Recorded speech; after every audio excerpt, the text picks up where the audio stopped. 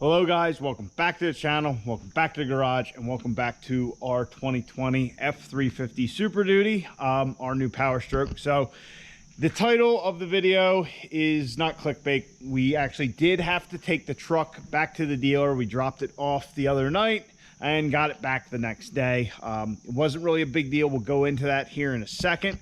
But so far, the truck has been great. That being said, I only have about 700 miles on it. My commute back and forth to work isn't that awful far, so I'm just not racking up the miles. We did take a trip down to the hunting camp, and the computer told me I was getting like 19.5 miles a gallon. And then, you know, just for that little trip, like I reset the one trip computer, and then around, you know, going to work and between that and going to the camp and all that, the other part of the computer was telling me I was getting like 17.5. Very impressive. Now, when I did hand calculate it, it came out to like 15.5. But once again, this was all the fuel that was in it when we received the truck. So was the tank 100% full? I don't know. Plus there was like an hour and a half of the truck idling with me just sitting in the driveway playing with all the buttons. So we will see what the fuel economy of the truck's going to be. I'm very happy with the truck so far. Like I said, if the fuel economy numbers are even remotely close, I'm ecstatic about it. Just something that is this heavy that it could even possibly get that mileage would be fantastic, but we will see. So anyway, on to why the truck was at the dealership. So we did have to take the truck back to Susquehanna Ford where we got it, but this was something I knew was coming. This is something I hinted about when I kind of revealed the truck and all that. So with ordering the truck and all that, there were certain things I wanted. That's why you do a special order, so you can get all the options you want and none of the other crap. Sometimes there's something on a lot that is what you want, and you might end up with something extra out of it. But if you can't find something like a 1-ton with this particular color scheme and all the features I wanted, yeah, you're gonna have to custom order something, and it usually doesn't take the 24 weeks that it took us. So that being said, this truck originally came with these running boards. These are the Laramie running boards. These are just the black edition. The ones on my father's 2017, yeah, his 2017 has pretty much the same running boards, except they have the chrome to them rather than the black.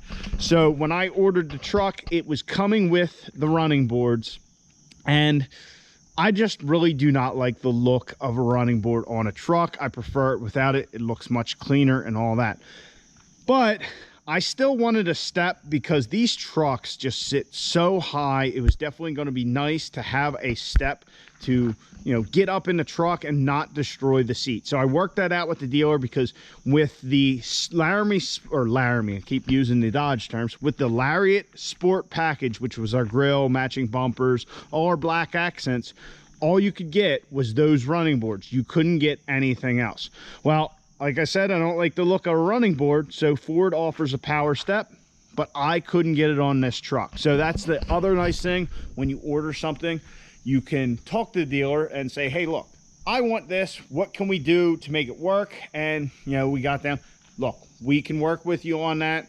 And, you know, here's what it costs from Ford to get that. We can split the cost. However you work it out with the dealer. It's one of the nice things when you order a truck, you still have a little bit of leverage, so you can, you know, get the things that you absolutely want. So that's what we did. And as you guys can see, pretty much the same look that we've had. But when we go and open the door, there are our power folding steps. So these are Amp Research steps. Very happy with them so far, but like I said, I've only had it back for a day. Makes it a lot easier getting into the truck. Obviously not going to hopefully destroy our seat, but they come right out. They have little LEDs there for, you know, so you can see them, but then they fold up out of the way, just, you know, preserving the look of the truck. Also, with them being tucked up like this, I feel like it should help protect our rockers, which is one nice thing about running boards. It will help you, you know, try and preserve the paint under here. So like I said, we had talked to the dealer. I wanted the power running boards or the power step, but I couldn't get it that way from the factory. So they worked with me and we got running boards, and we also have steps now we can sell. So if you want some 2020 Super Duty steps, which they should fit all of this generation truck 2017 on up, I have some available for sale if you would like. They got 6 miles on them. So that is why the truck had to go back to the dealership. And you know, with working with them, they installed it, so if there's ever any problems, we just take it back there, and you know, it's like it came on the truck. They just happened to come about a week later. So that is not the only modification we've made to the truck. We've done a couple more things that to me just make for more pleasant driving experience, things that I just wanted. One thing that we did that I never actually did the Caitlin, and I always regretted and I should have done, was we actually got the truck tinted. So all we had done is had the front windows match the rear privacy glass. I don't even know what the percentage tint is. This is some good tint, local guy by the name of Tyler at Hoax Customs. Check him out. He's in Quarryville, Pennsylvania. Check out his Facebook and his Instagram.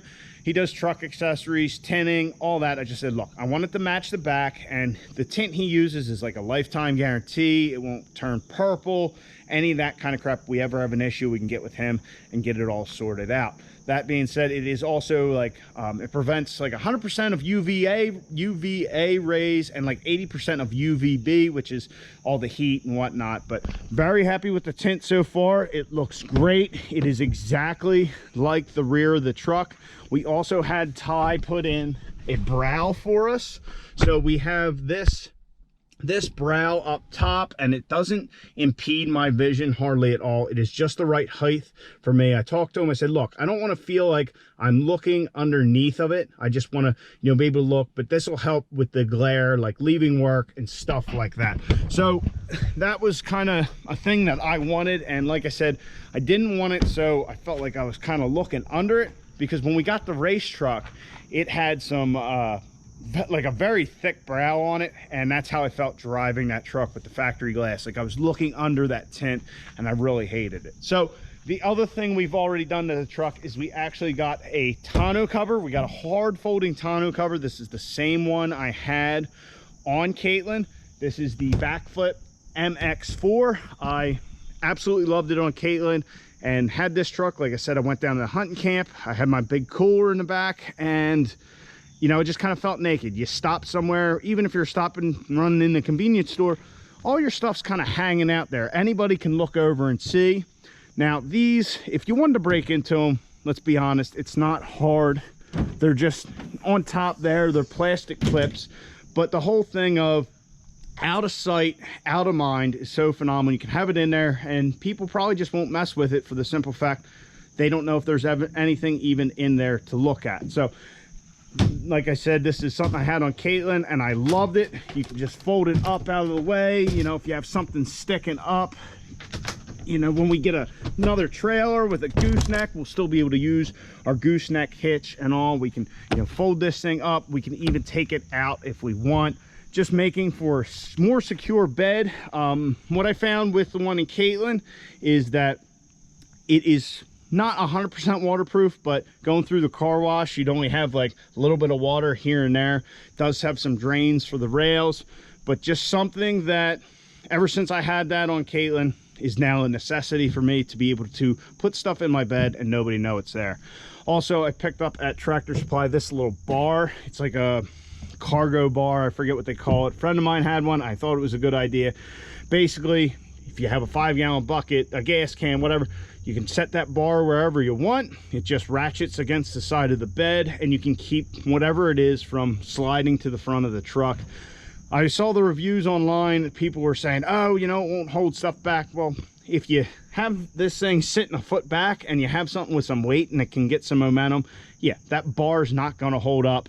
It's more to keep stuff where it's at so it doesn't move. You just got to know what you're working with, but definitely something that was nice that my buddy had, and I definitely had to upgrade to. So anyway, that's kind of the modifications we've made to the F350 so far. Like I said, it's all stuff to just make the driving experience even better for me. Well, the tonneau cover is not really for the driving experience, and neither is the steps, but they're definitely just access and security type things that I really feel were necessary for the truck, and I'm very happy with it. The overall look of the truck hasn't changed other than the tint. It's still looking good, and yeah, so far this truck has been great. Like I said, I've only put 1 tank of fuel in it, so I really can't even give you a solid review, but the thing, it's blowing me out of the water, and maybe it's partly because You know, we had something like Caitlin, we didn't have LED headlights and stuff like that. All those little creature comforts are so nice. The truck rides phenomenal for a 1-ton, and I'm just so happy with it. I can't wait to tow, but that's another issue. Something I didn't even know. I was going to see, because I always used a straight hitch out of the back of Caitlin, and it actually was perfect for my car trailer, and the trailer was nice and level. So I went up to the trailer, said, oh, let me figure out how much of a drop hitch I'm going to need for this, because this sits higher. Caitlin was reverse leveled, so on and so forth. Well, I went up there, and if you look at this hitch, yeah, they gave me a spacer, but I didn't realize this is a 3-inch hitch. Yeah, the receiver is 3 inches. The spacer given to me by Ford reduces it down to a 2.5. So none of my 2-inch hitches will fit on this truck. I gotta get all new hitches, or I gotta double up spacers, which I don't plan on doing.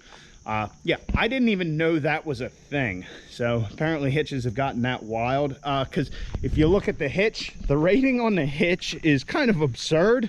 You can apparently bumper tow 21,200 pounds. I don't think I would want to, but yeah, it's rated for that much. These things have just gotten absolutely ridiculous. So anyway, guys, I just wanted to kind of update you on the truck, what we've done to it so far to kind of make for just a better overall experience with it. All these mods, we'll see, you know, hey, do those amp research steps hold up for 100, 200,000 miles? We're going to find out. The tonneau cover, something I had before, and I just feel is a necessity. And the tint, already the tint is a fantastic improvement, just with the glare and stuff like that. But I know a lot of you guys probably have tint on your stuff anyway, but I didn't want to go too outrageous. I just wanted something to match and to just knock the light down inside the truck. So anyway, guys, I hope you enjoyed. If there's something on the 2020 Super Duty you guys want to know about, let me know. I'm going to kind of keep you guys updated with, you know, how the truck is, how it's performing, when we tow. That's what I'm really excited, when we tow the race truck or whatever around. I'm really excited to see how that 10-speed shines. But if there's something you guys want me to do a video on or no, let me know. We're not getting hog wild with this thing. As far as modifications go, there's only a couple other things I really want to do to it, and then it will be just how I want it. As far as paint matching and all that kind of stuff goes, not necessary with this Lariat Sport package. And I just like how the truck looks. Like I said, this is our new daily driver / tow pig, so we're not going to get too crazy, too wild. We're not going to do anything absurd with it. We're just going to use the truck as a truck. So we have our toys, and yeah, we'll be getting to those here in the next couple weeks. Got some big stuff planned, and yeah, like I told you in a previous video, I'm not going to divulge too much of that because it usually ends up biting me in the butt. So anyway, guys, I hope you enjoyed. I hope you liked the video. Please subscribe to the channel. Catch you guys on the next one. Get out in your garage, get the wrenching on your truck. Oh, one thing here at the end of the video, I've had more people not think this is a diesel, or just compliment me, or not compliment me, but comment on how quiet this thing is. I've been calling it my sewing machine because it's just so quiet. But if we here, remote start it, yeah, no rattle at all. I mean, this thing, like I said, I've been calling it my sewing machine. It's so quiet, it's great. I've been loving it, and really shocking a lot of people how quiet these new diesels are. I was really expecting all the comments from people at work and stuff like, you bought a Ford, you're a Dodge guy. Now, a lot of people are just amazed with how quiet these 2020 Power Strokes are. So anyway, guys, once again, thanks for watching.